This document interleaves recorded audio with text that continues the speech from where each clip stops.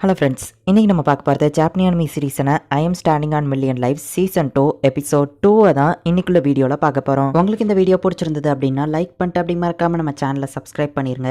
இந்த எபிசோடில் நிறைய புது கேரக்டர்ஸ் வரும். சில விஷயங்கள் உங்களுக்கு கொஞ்சம் குழப்பமாக இருக்கும், பட் பொறுமையாக பாருங்கள், போக போக புரிய வரும். சரி வாங்க நம்ம வளவலன்னு பேசாமல் இன்னைக்குள்ள கதைக்குள்ளே போகலாம். இன்றைக்கி நம்ம பார்க்க போகிறது I am standing on million life season 2 episode 2.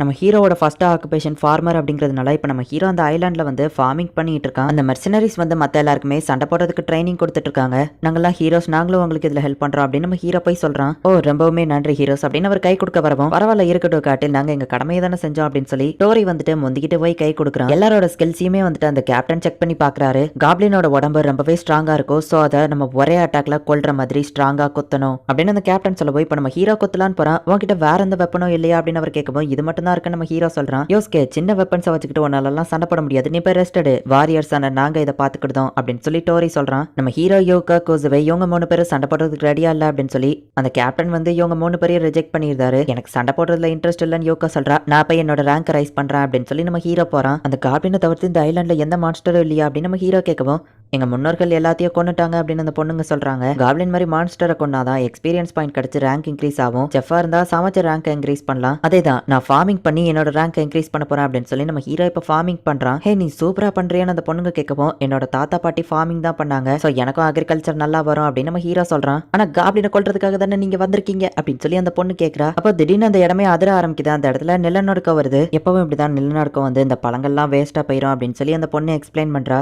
இங்க இருக்க பழம்லாம் சத்தா இல்லாததுனால தான் டக்குன்னு கீழே விழுந்துருது. என்ன ஃபெர்டிலைசர் யூஸ் பண்றீங்கன்னு நம்ம ஹீரோ கேட்கவும், கவ்வோட வேஸ்ட் தான் யூஸ் பண்ணிட்டு இருந்தோம், பட் இப்போ அதுவும் கம்மியாயிட்டு வருதுங்கிறதுனால ஃபெர்டிலைசர் அதிகமா இல்ல அப்படின்னு அந்த பொண்ணு சொல்றா. மாடோட வேஸ்ட்டும் இல்ல, அப்ப எதை ஃபெர்டிலைசரா யூஸ் பண்ணலாம் அப்படிங்கும் போது தான் நம்ம ஹீரோக்கு ஒரு ஐடியா வருது. கடல் பாசியை இந்த மாதிரி எடுத்து ஷெல்ஸ் கூட போட்டு நல்லா ஊற வைக்கணும் அப்படின்னு சொல்லவும், இதை டைரக்டா மண்ணில் போட முடியாதான்னு அந்த பொண்ணுங்க கேட்கறாங்க. இல்ல அப்படி நம்மளால இதை டைரக்டா பண்ண முடியாது அப்படின்னு நம்ம ஹீரோ பேசிட்டு இருக்கும்போது, டேய் யானாவை நீ பார்க்க கூடாது, அவ எனக்கு மட்டும் தான் சொந்தம் அப்படின்னு ஆவி வந்து நம்ம ஹீரோவை அடிக்கவும், ஒரு பையன் நம்மள பாத்துக்கிட்டு இருக்கான் அப்படின்னு சொல்லி அவ சொல்றா. அப்ப யாரும் பார்க்கலன்னா இவங்க என்னெல்லாம் பண்ணுவாங்களோ அப்படின்னு நம்ம ஹீரோ நினைக்கிறான். எனக்கு இதுல எல்லாம் இன்ட்ரெஸ்ட் இல்ல நம்ம ஹீரோ சொல்லவும், அப்படின்னா நான் அழகா இல்லையா அப்படின்னு அவ கேட்கறா. நாங்க வெர்ஜினா கன்னி பொண்ணுங்களா தான் இருக்கணும், அப்படின்னா தான் அந்த ஹார்வெஸ்ட் ஃபெஸ்டிவல் எங்களால பண்ண முடியும் அப்படின்னு அவங்க சொல்லவும், உங்க வயசு என்ன நம்ம ஹீரோ கேட்கறான். ஒருத்திக்கு 25, இன்னொருத்திக்கு 27 ஆகுது. எங்களுக்கு கல்யாணம் ஆகும்னு நினைச்சோம், ஆனா டைம் ரொம்ப தள்ளி போயிடுச்சு.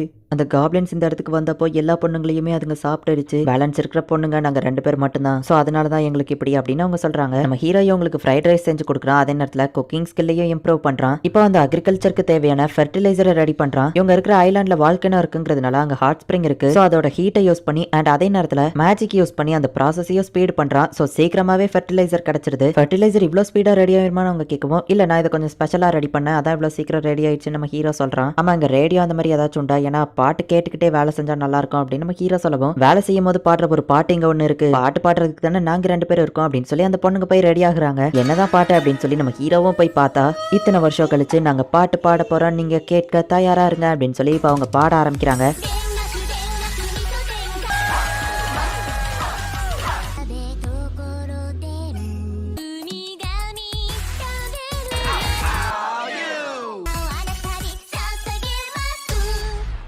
ஏழையில ஐலசா நெல்லு குத்து இந்த மாதிரி வேலை செய்யற பாட்டா இருக்குன்னு பார்த்தா ஐடல் சாங்க உட்காந்து பாடிட்டு இருக்கீங்க அப்படின்னு சொல்லி நம்ம ஹீரோ டென்ஷன் ஆகுறான். காப்ளின் அட்டாக் பண்ண போறாங்க அப்படிங்கிறதுனால வில்லேஜர்ஸ் எல்லாத்துக்குமே ப்ரிப்பேர் ஆயிட்டு இருக்காங்க. டோரியோ லோவோ வந்து ட்ரைனிங் எடுத்துட்டு இருக்காங்க. வந்திருக்கிற அந்த மெர்சினரிஸ் எல்லாமே ரொம்பவுமே திறமசாலியா இருக்காங்க. கோசுவேவால சண்டை போட முடியலனாலும் அவளால முடிஞ்ச ஹெல்ப்பாவா பண்ணிட்டு இருக்கா. யோகா மட்டும் சும்மா படுத்து கிடக்குறா. ஆமா காட்ஸ் நீ என்ன பண்ற அப்படின்னு சொல்லி யோகா கேட்கவும், நான் இந்த லேண்டோட மேப்பை வரைஞ்சிட்டு இருக்கேன், இந்த ஐலாண்டோட ஸ்ட்ரக்சர் எப்படி இருக்குன்னு தெரிஞ்சாதான் அதுக்கு தகுந்தபடி சண்டை போட முடியும் அப்படின்னு சொல்லி அவன் சொல்றான். ஆக்சுவலி இவன் ஒரு பையன், அதை ஞாபகம் வச்சுக்கோங்க.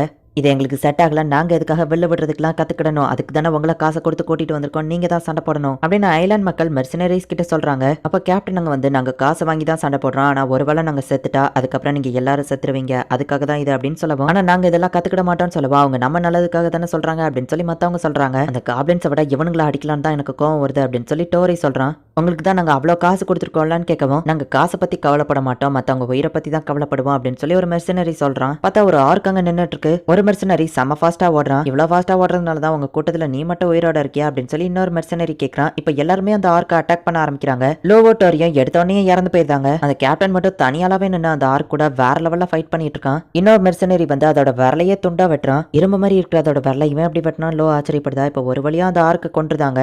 ஒரு ஆர்க் எப்படி இந்த இடத்துக்கு வந்துச்சு, அதுவும் இன்னைக்குன்னு பார்த்து வந்துச்சு அப்படின்னு சொல்லி மக்கள் எல்லாம் பேசுவோம்.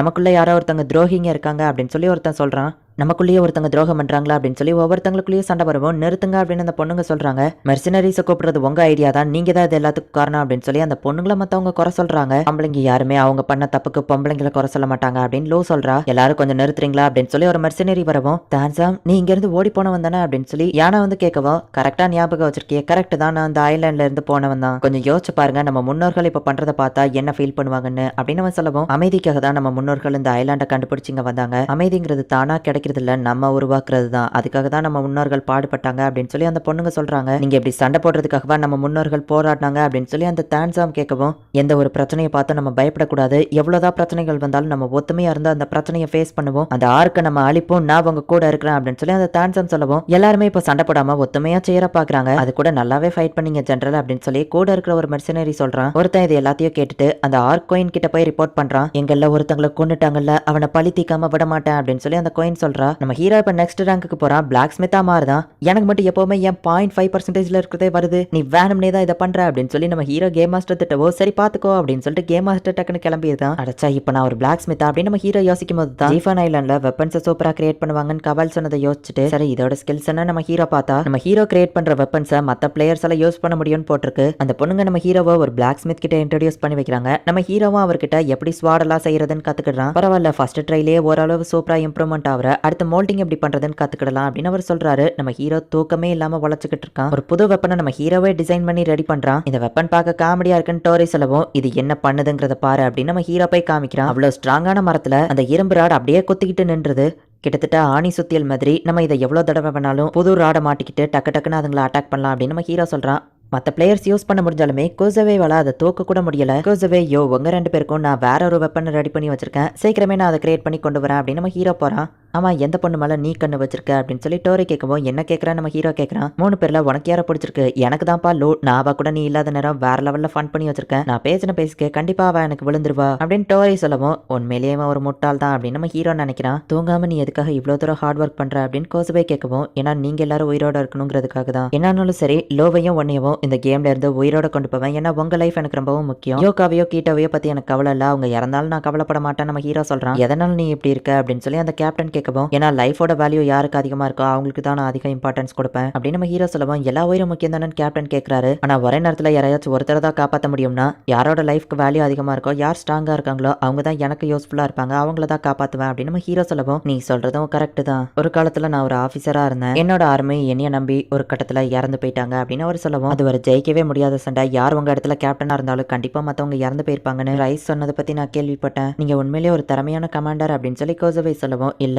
நான் செஞ்ச தப்புகளை திரும்பவும் செய்யக்கூடாதுங்கிறதுக்காக தான் இப்போ எல்லா விஷயங்களுமே ரொம்பவும் கேர்ஃபுல்லா ப்ரிப்பேர் பண்ணி வச்சிருக்கேன் அப்படின்னு அந்த கேப்டன் சொல்றாரு. ஒரு பிரச்சனை ஹார்பர்ல அப்படின்னு சொல்லி ஒருத்தன் வந்து சொல்றான். பார்த்தா காப்லின்ஸ் ஹார்பர் அட்டாக் பண்ணுது. இந்த இடத்துல இந்த எபிசோட் முடியுது. நம்ம ஹீரோஸை விட அந்த மர்சினரிஸ் எல்லாருமே ரொம்பவும் ஸ்ட்ராங்காவோ திறமசாலிகளாவோ இருக்காங்க. ஆனா என்ன ஒண்ணுன்னா, அவங்க இறந்து போயிட்டாங்கன்னா நம்ம ஹீரோஸ் மாதிரி திரும்ப உயிரோட வர முடியாது. ஒரு ஆர்க்க கொள்றதுக்கே அவங்களுக்கு அவ்வளவு கஷ்டமா இருக்கு, இன்னும் அதே மாதிரி 14 ஆர்க்ஸ் இருக்குது, எப்படி அவங்க கொல்ல போறாங்க அப்படிங்கறத நெக்ஸ்ட் எபிசோட் பார்த்து தெரிஞ்சுக்கோங்க. அண்ட் உங்களுக்கு இந்த வீடியோ பிடிச்சிருந்தது அப்படின்னா லைக் பண்ணிட்டு அப்படி மறக்காம நம்ம சேனலை சப்ஸ்கிரைப் பண்ணிருங்க. தேங்க்யூ ஃபார் வாட்சிங். Bye guys. நெக்ஸ்ட் எபிசோட்ல மீட் பண்ணலாம்.